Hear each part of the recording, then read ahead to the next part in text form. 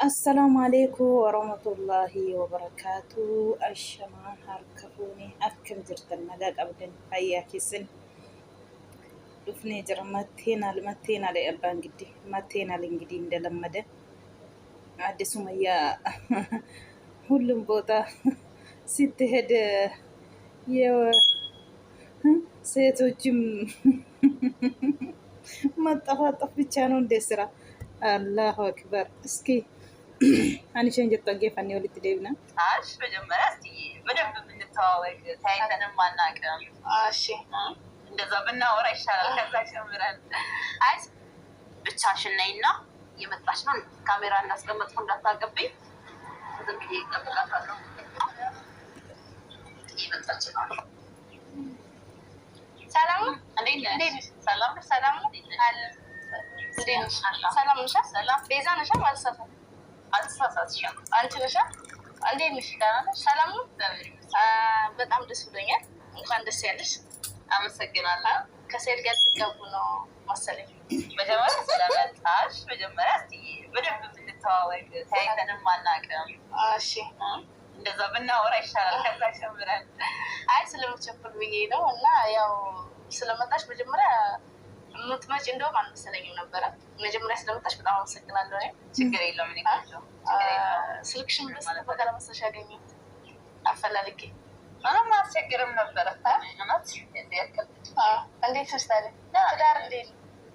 ትዳርማ ከአንቺ ኮርሱን ለመውሰድ ልምዱን ለመውሰድ እንግዲህ ችግር የለውም። ተስፋ አደርጋለሁ። ችግር የለውም። ምንም ችግር የለውም። እና እንዴት ናቸው አንቺና ሰይድ? የኔ እንደልነሳ ጠይቅኝ። በቃ ሰይድ ትያለሽ ልብሽ ውስጥማ አለ። የወለደ ሰው እኮ አይለያይም። ይሄን ማወቅ አለብሽ። እሱ ልክ ነሽ። ማለት አይለያይም ስልሽ አብረን እኖራለን ማለት ሳይሆን የወለደ ሰው በልጆቻችን ታስረናል አይደል? የተዋለደ ሰው መቼም ተለያይቶ አይለያይም። ደግሞ ማወቅ ይኖርብሻል። ጠንቅቄ አውቃለሁ። ለዛ ነው ሰይድ እና አንቺ ማለት ምንም ቢሆን የልጆች አባት ነው። ክፉን አልፈልግም። ለእኔ ባል ቢሆንም ደግሞ ለልጆቼ ግን መተኪያ የሌለው አባት ነው ማለት ነው። አባት ደግሞ አንቺም አባት አልሽ፣ ያለ አባት አልመጣሽማ። አባት በዚች ዓለም አንድ አይደለም። ስለዚህ አንቺን የማውቅሽ በሱ ነው እንጂ አንቺን ለራስሽ አላቅሽ ማለት የምታወቁት። ስለዚህ አንቺን በሰይድ ነው የማውቅሽ ማለት ነው። የልጆች አባት ደግሞ ምን አይነት ሚስት እንደሚያገባ ምን አይነት ሴት እንደሚያገባ ማወቅ አለብኝ አይደል? እውነት ለመናገር ሰው በውስጥ የሞላውን ይፈሳል ይባላል እና ከንግግርሽ እንደተረዳሁት እኔ መጀመሪያ እንደውም በቃ በንግግር አንዳንድ የሚያስቀይም ነገር ስለተናገርኩ እንደዚህ በቃ ፖዚቲቭሊ ታወሪኛለሽ ብዬ አልጠበኩም። አስገምተውም ነበረ እና አይ ስላወራሽው ታየውና እንዴት ነው ታዲያ ከሰይድ ጋር ያላችሁ ነገር? እዛ ቪዲዮ ላይ ምናምን የምትሰሩት ነገር የእውነት ነው? የእውነት ወደሽ ነው ይመስላል እኮ። አንቺ ወደሽ ነው ወይስ ማለት እሱም ይፈልግሻል ወይስ አይፈልግሽም? እንደማየው ከሆነ እንደማይፈልግሽ ነው። ካሜራ ላይ ነው እሱ እንደዚህ የሚሆን። ከካሜራ ጀርባ ምናምን ቢሆን በጣም ኖርማል ነው የሚያወራኝ። ኖርማል ስትይ ማለት ኖርማልማ ኖርማል ማንኛውም ሰው እንደሚያወራሽ አንቺ እንደሚያወራሽ እንደዛ ሳይሆን ለእኔ ፍላጎት አኒን ጀዴ ኮቱ በከ ጀዳኒቲን ጆሌ ኦሮሞ ከነ ከነ ዲበኒ አመሸን ከኔ ጋር እንዲኖር ስለፈቀድሽ እና በዚህ ፖዚቲቭሊ ስላወራሽኝ እንጂ ልጆች ከአባታቸው ተለይተው ፍጹም ማለት የለባቸው። አስመሰለብኝ። ሳስበው አንቺ ልጅ ሳይኮሎጂ ያጥንትሻል። እሱን የሰው ሳይኮ በጣም ቶሎ ይረዳታኝሽ። ሄዱ እኮ ችግር የለውም። እንደዛ ነው አይደል? ሁለቱም ተሽኮረመሙ እኮ ሳይሆን ትክክለኛ ነገር እኮ አሁን ኦኬ ገባኝ። ተግባባንሽ። አሁን አንቺ ሌሎች ማድረግ ያልቻሉትን ነገር እያደረግሽ ነው ማለት ነው። ማንነቴ ስለሆነ ወዲኝም በዚህ ምንም ችግር የለም። ለማንኛውም ግን ያው እንዳየሁሽ ከሆነ ሳቂታ ነሽ። በሚያስቀውም ነው የምትስቂው። ንጹህ ልብ ካለሽ ከኔ የበለጠ ጥሩ እናቱ ነሽ። ከአባታቸው ጎን ማሳደግ ትችያለሽ። እንዴት ተሻለሽ? ሳይሽ ጥሩ ነው ትበሱ ዝም ብለሽ አንቺ ዝም ብሎ ስለሳቀ ብቻ ሰው ጥሩ ነው መጥፎ ነው ማለት አይቻልም። ስለራስሽ እኮ የጠየኩሽ ግን እኔ እነዚህ ልጆች ውስጥ የሚመጣ እንጂ እኔ ከቤተሰብ ምናምን ልጅ ወይወት ወንድ ማሳደግሽ ታውቂያለሽ? አይ በአካል ተገናኝተን እናውቃለን። በአካል ተገናኝተን አናውቅም። አውርተሽ ታውቂያለሽ? አላውቅም። በስልክም በምን በዛ ሰዓት ስሜታዊ ሆን ደስ አለኝ። ቤሎ ስለብስ ምናምን ደስ አለኝ። ስለዚህ ሱመያ ከመጣች ትምጣ ደስ ይለኛል። ከሄደችም ትሂድ በሚለው ቃልሽ አንዲሁን አንዴት ሂድ አንዴት ምጣ። እኔን አታውቂኝም አላውቅም። እዛ ቪዲዮ ላይ ነው ያልኩሽ። እዛ ቪዲዮ ስለኔ ሳታውቂ እንደዛ ማለት አይከብድም አንቺ? አሁን ራሱ ግን በቃ ሊሆንሽ ነው ከሄድሽ በቃ አንዴ ነይ ደስ ይለኛል ትያለሽ፣ አንዴ ሂጂ ትያለሽ፣ የት ታውቂኛለሽ? akkana namichi egaa akkuma argitanii koottaa yoo jedhan kan birrii amma fakkeenyaaf gaafa duraa gaafa hayyuu haa qabatte maal jettee waan hojjettan qabdu birrii baay'ee isiniintinii jedha jennaanii qabattee harka duubatti hiitee fokkisi ishee tokko ofirratti fincootettee fokkisiistee jechuudha. Warra ishee hiitteeti hayyuullee nutumti jedhanii hayyuutiin dhiisanii sokkanii akka hidhanitti jechuudha.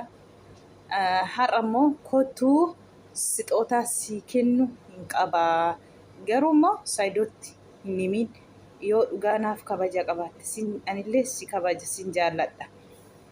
Kottu si arguun barbaadaa wayii saayidoo sitti himaa kennaa sii kennus hin qabaa naan jettee na waamtee jetti galaa dhaggeeffattanii jirtu. Kennaa nam tokko ijaan argitanii beektan han ijaan ganii tokko wayii otollee gooda nyaataatiin waliin nyaatanii otoo waliin dhuddanii homaa miti sitti hayyuu haa fakkaatu kennaa sana fudhachuu fiiddaa jechuudha. Kennaa siin jedhan yoo si waamanii nama takka ija keen argine nama silkii kee barbaade daaritti sitti argi kootu si argamu barbaada sixootaallee sii kenna kennaa sii kennu jira namaan jedhee fiiganima bakka inni nama waami sanatti argamama nama xiqqaanii tokko waliin nyaanne nama karaatti dhuftee akkam jettee hin beekne tokko akkamiin wallahi nama gaddisiistu gizee tokko dhugaa rabbii wallahi alazim baga si xafaxafte isha baga sitti xiqqaate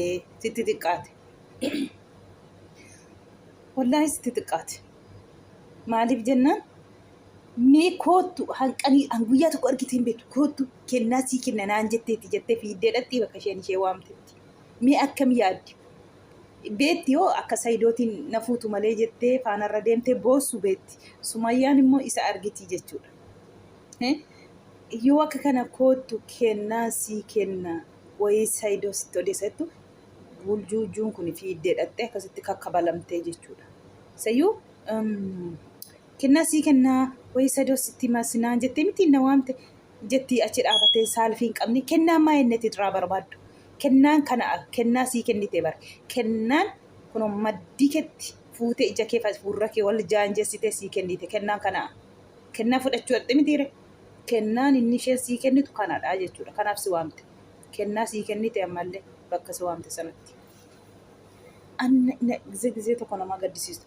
Mee takka harka baastee rukuttu ati harkaan qabdu egaa ka jettutti bajaajiitti nama fe'attee dhuftee nama ishee kabbabee jira. Kanaaf malee dhawuu wallaalle edda isheen deemtee sayyuu edda isheen deemtee fakkarti fuulduratti hin dubbanne maaloo sana dha'ooti kaameraa fillafiitii jirta kaameraa kaa'attee jirta atillee fuutee kaballaa yoo itti laatte abbaa ufee wajjiniin si dha'uu sana kaameraa nuun mul'isa maaliree isheen kaameraa malee dhufte ati immoo kaameraa oskitee jirta wanta ta'eef maal sodaattee edda isheen deemtee fakkartare sirma namni keenya kanuma wallaahi.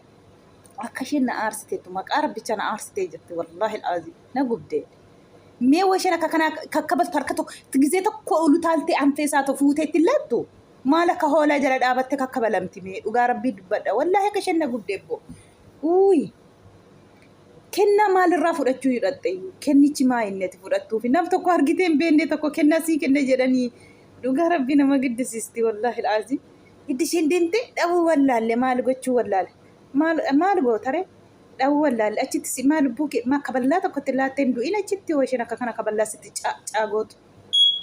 Tokkoffaa immoo lammaffaa immoo Sumayya hayyuu baasii jette hayyuu baasi hiiki jette hiike kottu siin jedhe didde yoo dubartii tokko bukkeessa hatti yoo fuuldura isaatti argitu maaltu siin quluqqula siitiin ittiin deebiyyuun barbaaddu. Nama immoo yoo saayidootiin nan barbaada jedhe maaltu si hancaraccaree nama tumtaati qabdee maatti gaaffiidha kun dhugaa rabbii isan barbaaddu kootu bayii jedhe kootu sargiisii godha ijoollee kunatti agarsiisi bagas gammadde hayyuu sii hiikee jira ati kaawwan kee karoorri kee kanaa siin jedhe amma immoo iddee hayyuu gadhiisee kootu bayii jedhee si kadhatee dadhabe barbaadee dhabee jedha.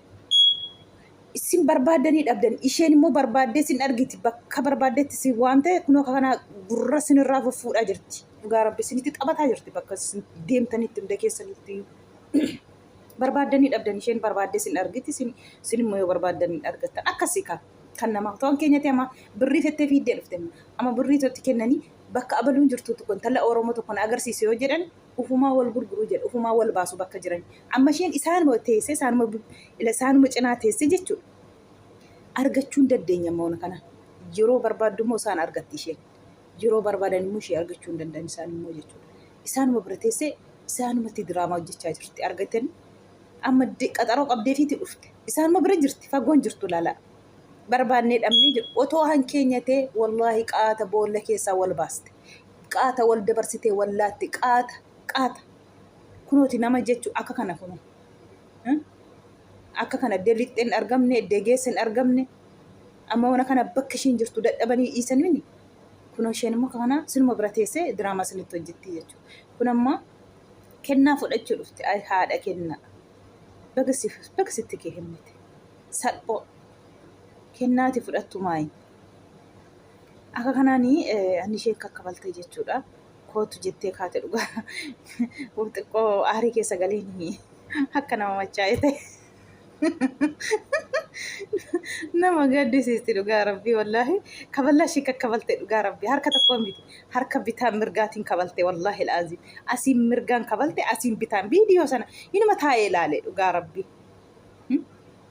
ati akkamii bakka gammadde Saidoon akkamii ere ati boodaaf Saidoof qabdu akkamii ijoollee kana haadha taatee bakka akka haadhaatti guddistu jettee gaafatte ijoollee narraa fudhatati jettee miti inniti akkan tuuta bakka itti suuqamtee arguu dadhabanii amma kana dadhabanii abdii kutee jira tidaarii addisiin jalqaba kan inni jedhee fi kanaafi bare eessaa baate suuqa keessa viidiyoo waraabaa hin jirtu eessaatti ol baata ati hin jedhan qabrii keessaatti ol baata moo ati gizee si barbaadan hin jirtu gizee immoo namni irraanfate jee ol tokkotti baataan mati intinii irratti argamtu malee sin argani eessa keessaatti baata abbaa manaa kee kottu wasii jedhee si kadhatu didda gizee immoo dubartii biratti argitu hinaafaan mataa si nyaate maa ittiin deebiture nikaasaa baattee ma jirta amma yoona kana ijoollee isaa jala jira ijoollee isaatiin akkas isaaf yaadda taanaan akka amma dubbatu kan maa ijoollee isaa amma waggaa tokko muluu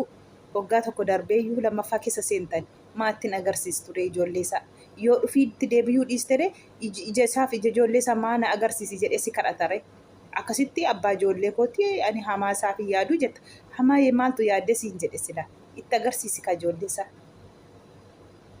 maaltu siyan qoloqqolee hinaaffaatiin mataa si nyaata yeroo hunda kanatti dubartii yoo biratti argitu ufii keen barbaaddu dubartii immoo isa birattis arguu hin barbaaddu akkam giraa naman gabba uure yaa jamaa amma kun dhugaa yoo ilaaltan hinaaffaan mataa nyaatee yoo qaallitti akkanan kaballaatii fuutee jaanjessite kun immoo yoo harka tokkollee baastee ofirraa hin deebisne sa'aatii sanatti asiin maddii jala qabdee kakkabalamtu itti isheen deemte rukutuun dadhabne nama fidattee dhuftetti ajaabiitiin dhufte jettee fakkarti boskiitiin keessa kaa'u harkas gootee harka cafaqattee fokkoruun naman dhibu maan goonee reewwasan kaameraa irra jirta bari yoo miidhamtetes yoo duutetes kaameraa si argaa jiran tateef yoo sana wayishiin akkasitti asiifachisi jaanjessitu fuutee atillee gizee tokkomaa ija isheetti margi ija isheetti gizee tokkitti yoo lamallee dadhabde uleetiin biteen isheen sidhaa jirtu harkuma si jaanjessite harka bitaaf harka mirgaatiin atillee tokkitti keessa buuste